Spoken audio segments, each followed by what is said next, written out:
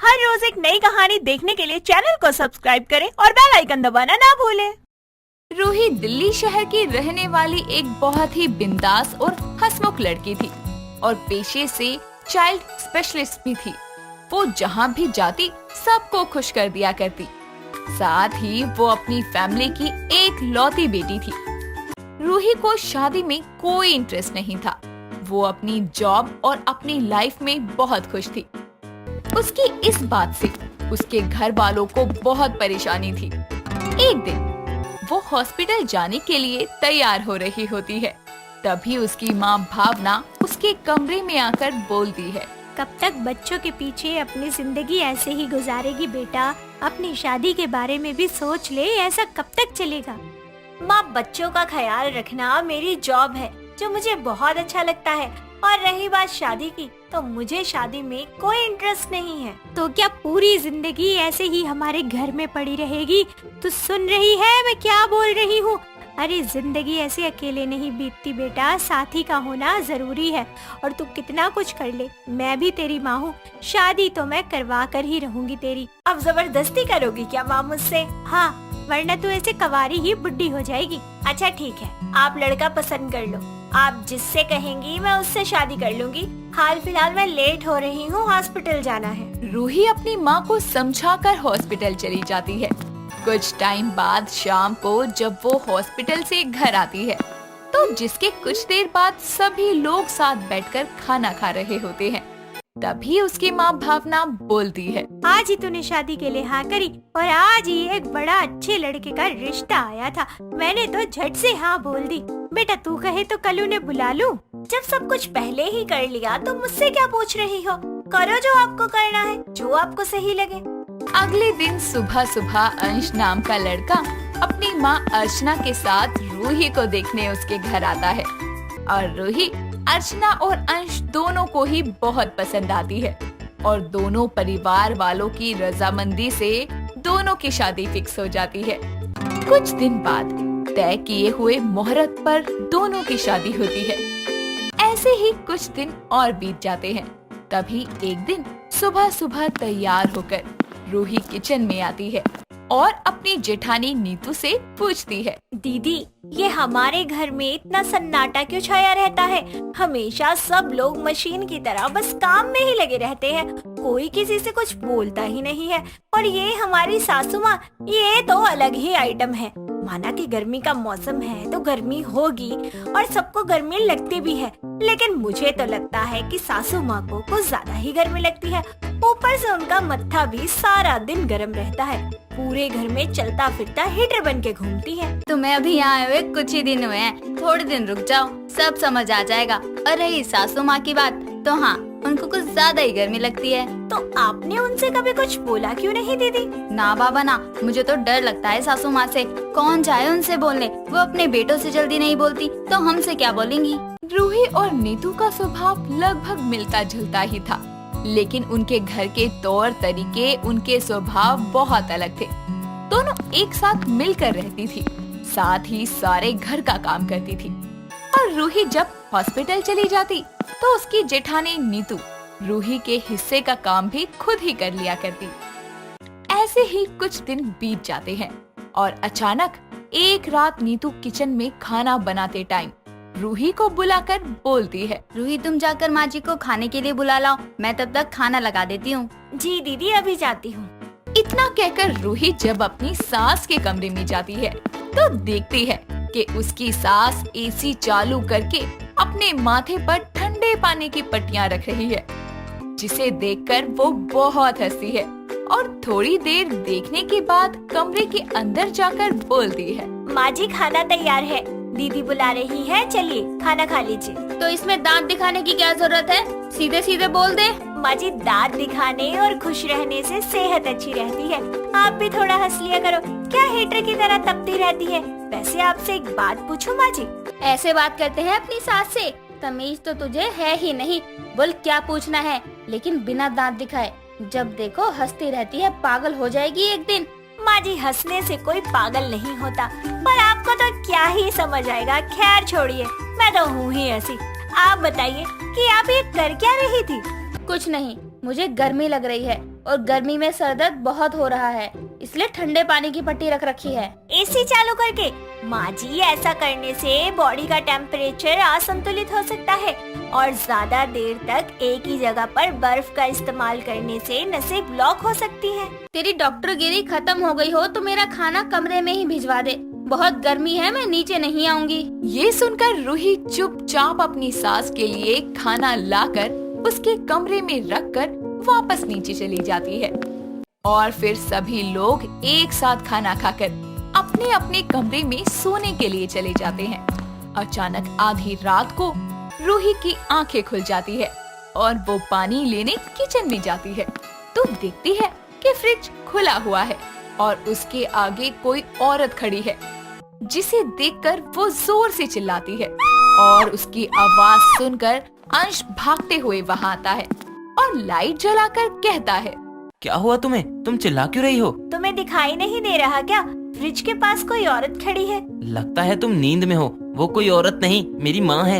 यार, तो ये इतनी रात को फ्रिज के पास आत्मा बन के क्यों भटक रही है और तुम मुझ पर क्यों चिल्ला रहे हो? अपनी माँ से पूछो ना, आधी रात को फ्रिज खोलकर क्यों खड़ी है ऐसे? चुप हो जाओ, माँ सुन लेंगी। और तुम चुपचाप कमरे में चलो मेरे साथ, उनको करने दो जो करना है। मुझे जब पता है तो क्यों पूछूं मैं? ओहो हो, मुझे तो पता ही नहीं था। मेरे पति अंतर्यामी हैं। क्या पता है आपको? बताना जरा मुझे। कमरे में चलो तब बताऊंगा। इतना कहकर अंश रूही को कमरे में ले जाकर बताता है कि उसकी माँ को और लोगों से ज्यादा गर्मी लगती है और गर्मी बर्दाश्त न कर पाने की वजह से अक्सर वो फ्रिज को खोलकर उसके पास खड़ी रहती थी।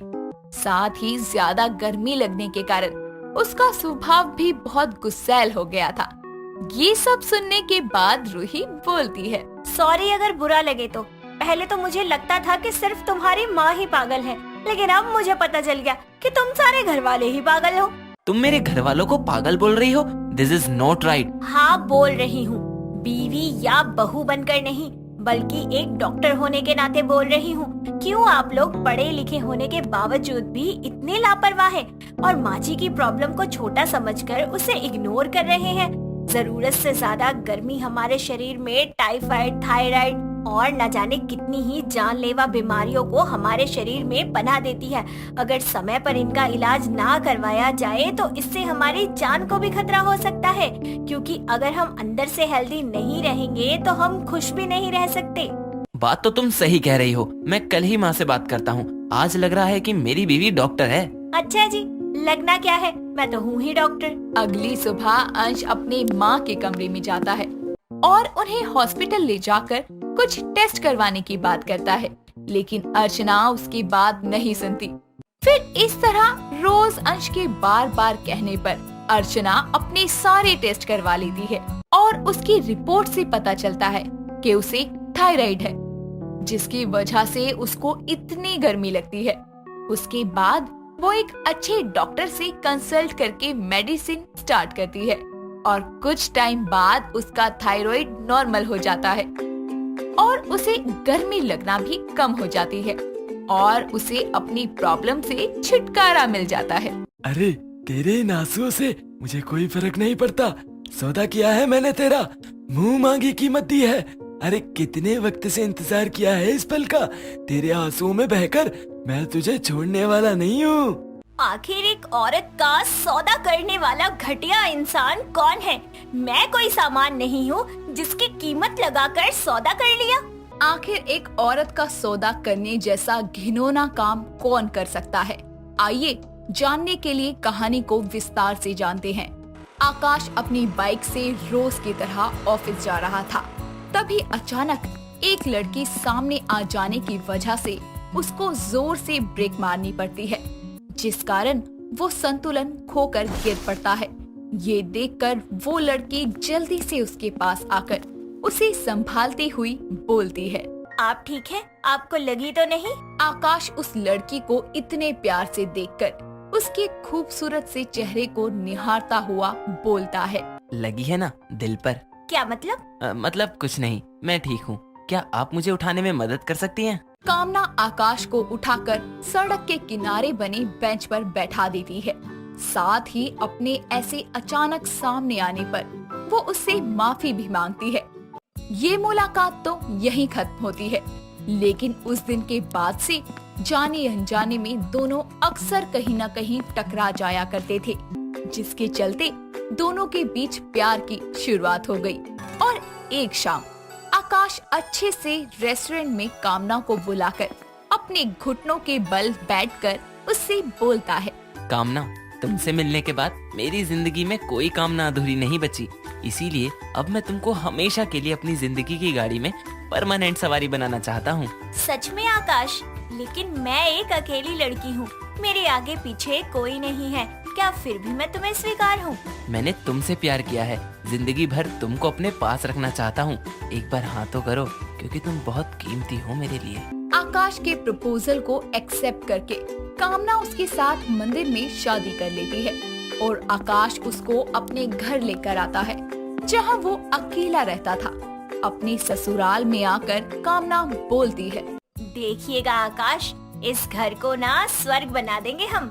हाँ मेरी जान। अच्छा सुनो, एक बात बतानी भूल गया, कल मेरे बॉस खाने पर आ रहे हैं, हमारी शादी की बधाई देने, तो कुछ अच्छा बना लेना। जी ठीक है पतिदेव। इतना बोलकर कामना घर देखने में बिजी हो जाती है और आकाश बाहर आकर एक कॉल पर बात करते हुए बोलता है, जैसा सोचा था वैसा हो गया, मेरी दूसरी बीवी सौदे के लिए तैयार है, इसका सौदा करके मैं अपने और तुम्हारे सपनों को पूरा करूंगा। हाँ जान, इस समय के लिए कितनी मेहनत की है तुमने, चिंता मत करो, सब वैसा ही होगा जैसा सोचा है।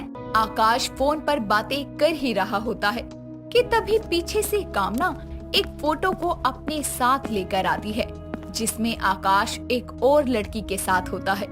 ये फोटो दिखाते हुए वो आकाश को बोलती है, आकाश, ये लड़की कौन है तुम्हारे साथ फोटो में? अपने पीछे कामना की अचानक आवाज सुनकर आकाश चुपके से कॉल को कट करके कामना की तरफ मुड़ता है और उसके हाथों में फोटो फ्रेम को देखकर बोलता है, अरे तुम रो क्यों रही हो, ये फोटो में मेरी बहन है, अब इस दुनिया में नहीं है। क्या ये बात है? सॉरी, मुझे माफ करना, मैंने खामखा ही तुम पर शक किया, मुझे लगा कहीं मैं तुम्हारी दूसरी बीवी तो नहीं। पागल हो, तुम मेरा पहला और आखिरी प्यार हो, बच गया आज तो। इतना बोलकर आकाश कामना को गले लगा लेता है और अगली सुबह ऑफिस के लिए निकल जाता है और कामना रात के डिनर की तैयारी के लिए मार्केट से सब्जियां लेकर आती है।